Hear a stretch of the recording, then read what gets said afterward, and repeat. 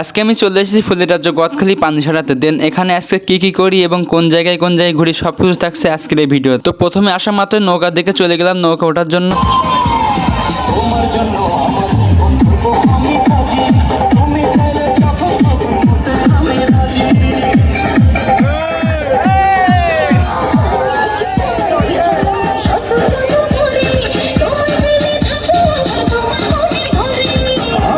তো যাই হোক, আমরা টিকিট নিয়ে ওপরে উঠছিলাম। আমাদের টার্গেট ছিল আমরা সর্বোচ্চ উপরে উঠবো, তাহলে ভালো লাগবে। এখানে ভিড় ছিল অনেক, তারপরেও ভিড়ের ভিতর দিয়ে সব থেকে উঁচু গিয়ে আমরা অবশ্যই পৌঁছাই।